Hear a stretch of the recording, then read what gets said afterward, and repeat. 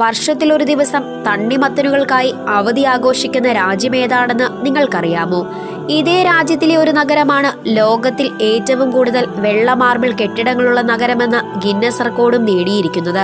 നിരവധി പഴവർഗ്ഗങ്ങൾ കൃഷി ചെയ്യുന്ന തുർക്ക്മെനിസ്ഥാനാണ് അത്. ഇവിടെ തണ്ണിമത്തനുകളും മെലോൺ വിഭാഗത്തിലുള്ള മറ്റു പഴവർഗ്ഗങ്ങളും ധാരാളമുണ്ട്. അതുകൊണ്ട് തന്നെ വർഷത്തിൽ ഒരു ദിവസം തണ്ണിമത്തനുകൾക്കായി ഈ രാജ്യം മാറ്റിവെക്കുന്നു.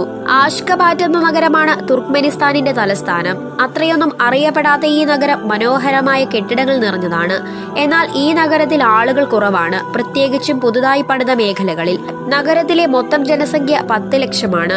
വെളുത്ത മാർബിളുകൾ ഉപയോഗിച്ചാണ് ആഷ്കബാറ്റിലെ പല കെട്ടിടങ്ങളും പണിതിരിക്കുന്നത്. ഇവിടെ ഇന്റർനെറ്റ് ദുർലഭമാണ്.